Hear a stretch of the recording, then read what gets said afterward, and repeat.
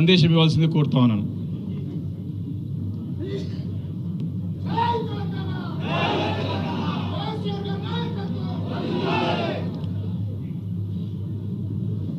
Telangana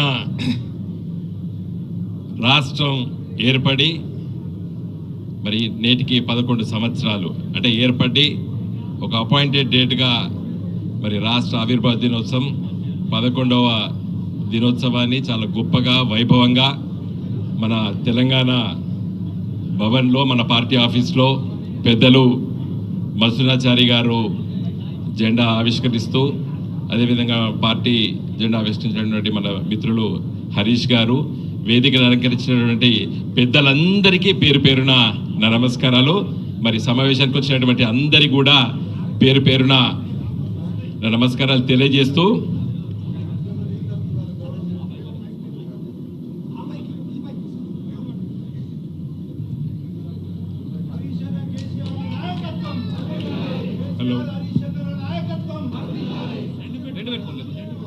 hello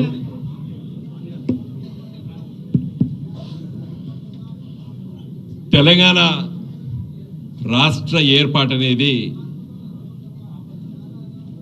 ఒక చరిత్రలో ముఖ్యంగా భారత ఉపఖండంలో ఒక గొప్ప ప్రక్రియ, రాజకీయ ప్రక్రియ.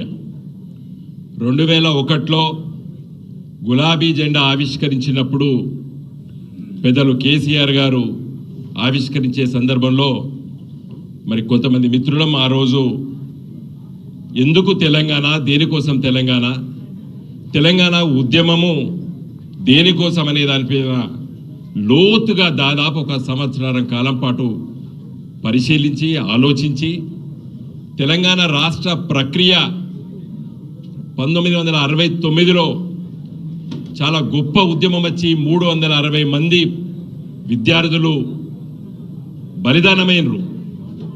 తెలంగాణ ప్రజలు చాలా గొప్పగా పార్లమెంట్ సభ్యుల్ని గెలిపించిండ్రు, పార్లమెంటుకు పంపించిండ్రు తెలంగాణ ప్రజలు. అయినా తెలంగాణ రాష్ట్రం రాలేదు. కాబట్టి ఆపవే రామరామ్ గారు ఎందుకు, ఎట్లా, ఏ విధంగా సాధించాలనే దానిపైన మన నాయకుడు కేసీఆర్ గారి ఆలోచన విధానం. నేను చెప్తున్నాను, చాలామంది కొంతమంది వ్యక్తులు గొప్ప నాయకుల పేరు ఆలోచన విధానం అంటారు కదా. నేను ఈరోజు చెప్పదలుచుకున్న కేసీఆర్ గారి ఆలోచన విధానమే ఈరోజు తెలంగాణను సాధించింది. పెద్దలకు అందరికీ తెలుసు ఏ విధంగా తెలంగాణ రావాలి అనేది లోతుగా పరిశీలించి రాజ్యాంగంలో ఉన్నటువంటి ఆర్టికల్ 3లో ఉన్నటువంటి పొందపరిచినటువంటి ఒక గొప్ప సందేశాన్ని ఆకలింపు చేసుకొని ఈ గులాబీ జెండా పుట్టింది.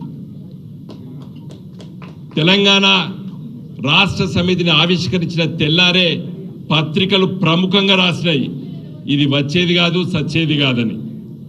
ఇది రాజకీయ పబ్బం కొరకు కొంతమంది నాయకులు రాజకీయ అవసరాల కోసం, పదవుల కోసం తెలంగాణ ఉద్యమం అని చెప్పి కూడా కించపరిచిండు. ఆనాటి ముఖ్యమంత్రి చంద్రబాబు నాయుడు, ఆనాటి శాసనసభలో ప్రతిపక్ష నాయకుడు YS Rajasekhara Reddy, Congress party, Telugu Desam party ఇది వచ్చేది కాదు, సచ్చేది కాదన్నాం. కానీ నాయకుడు, మన నాయకుడు కేసీఆర్ గారి నాయకత్వాన కష్టపడి తెలంగాణ ఉద్యమం, నేను ఇక్కడ మీకు అందరికీ వివరించదలుచుకోలేదు, కానీ ఒకసారి నెమరు వేసుకోవాలి. ఎందుకంటే కొత్త తరం వచ్చింది, నెమరు వేసుకోవాలి.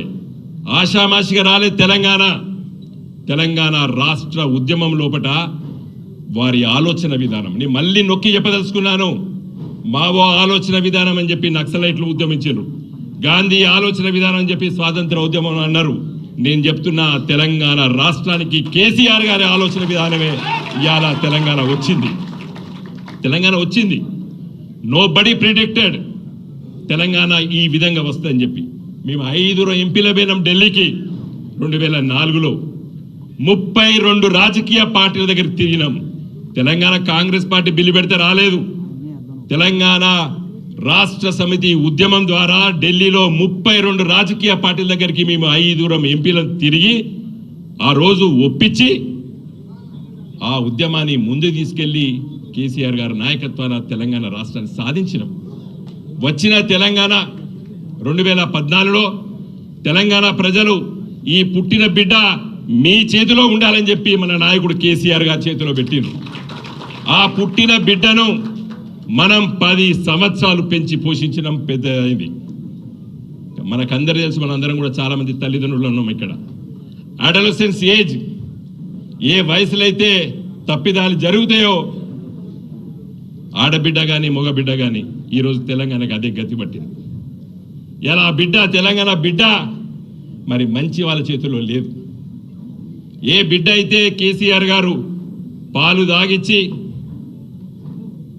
చిన్నతనంలో చాలా బ్రహ్మాండంగా ఈ తెలంగాణ రాష్ట్రాన్ని అభివృద్ధి చేసినాడు. 10 సంవత్సరాల తెలంగాణ ఇలా గొప్ప రాష్ట్రంగా ఎదిగింది. ఆర్థికంగా, సామాజికంగా అన్ని విధాలోపట ఒక గొప్ప రాష్ట్రంగా ఎదిగింది. పెద్దలు హరీష్ గారు, మసులాచారి గారు మాట్లాడినప్పుడు చాలా విషయాలు ప్రస్తావిస్తారు.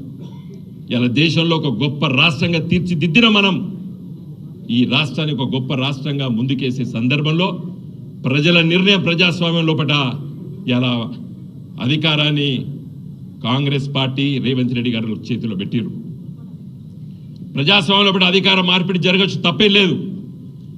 కానీ ఏ వయసులో అయితే తెలంగాణ రాష్ట్రం ఇంకా పరుగులు తీయాలో, మనం అందరం కూడా 10th పాస్ అవ్వడం, ఇంటర్మీడియట్ పాస్ కావడం మన పిల్లలకి ఎంతైతే అవసరమో ఇప్పుడు ఆ వయసులో ఉంది మన తెలంగాణ. పరుగులు తీసేయవలసినటువంటి వయసులో దురదృష్టవశాత్తం దుర్మార్గుల చేతుల్లోకి పోయింది తెలంగాణ. నేను నొక్కి చెప్పదలుచుకున్నాను, ఇలా ఎటు పోయింది తెలంగాణ. ఇలా అప్పుల తెలంగాణ అంటున్నాడు, తెలంగాణ నాశనమైందని చెప్తున్నాడు, దొంగలాగా చూస్తున్నారని చెప్తున్నాడు. ఈ విధంగా లేదు తెలంగాణ. హరీష్ గారు ఆర్థిక శాఖ మంత్రిగా పనిచేస్తున్నారు, అదేవిధంగా మన ఇరిగేషన్ శాఖ మంత్రి పనిచేస్తున్నారు. నేను ఈరోజు ఈ దినోత్సవం నాడు మిత్రుల్ని కోరుతున్నాను, క్లుప్తంగా అయినా తెలంగాణ రాష్ట్రం ఎంత గొప్ప అడుగులేసిందో వారు చెప్పాలని చెప్పి కూడా నేను వారికి కోరుతున్నాను. చెప్పచ్చు, వారు చెప్తే బాగుంటుంది. ఒక గొప్ప రాష్ట్రంగా దీన్ని తీర్చిదిద్దినాం. దురదృష్టవశాత్తు ఈ రోజు రాష్ట్ర అవతరణ దినోత్సవం నాడు ఈ విధంగా మాట్లాడతానైతే నేను అనుకోలేదు. ఈ విధమైన పలుకులు ఈ విధంగా నా నోటి ద్వారా వస్తాయని చెప్పి నేను ఊహించలేదు. ఎందుకంటే తెలంగాణ 2001లో మేమందరం ఆలోచన చేసినప్పుడు సాధిస్తామని ఒక విశ్వాసాన్ని కలిగించుండు కేసీఆర్ గారు. గొప్ప రాష్ట్రంగా తీర్చిదిద్దుదాం అనుకున్నాం, ముందుకెళ్తున్నాము. ఈరోజు మనము చాలా ఇబ్బందులు పెడుతున్నారు, వాటన్నిటి కూడా ఛేదించుకుంటాం. నేను చెప్తున్నాను, చివరిగా ముగించే ముందు వాకిన్ ఇంటర్వ్యూస్ ఉంటాయి కొంతమందికి ఉద్యోగాల లోపల, కంపెనీ లోపల. మనది walk-in government, hours is walk-in government. మనది గవర్నమెంట్లో అడుగులు వేస్తున్నాం. కాబట్టి దయచేసి మిత్రులారా, ఇక్కడికి వచ్చినటువంటి పెద్దలు చాలామంది, వేదిక పైన చాలామంది మిత్రులు ఉన్నారు. మనం అందరం కూడా ఈరోజు మళ్ళీ ఒకసారి మనం శపథం చేద్దాం. వచ్చే 3 సంవత్సరాలు కష్టపడదాం.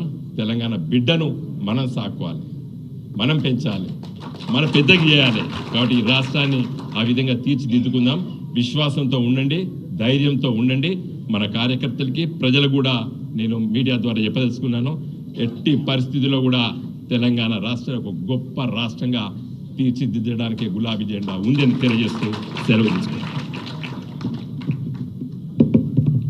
Thank you వినోదన్న.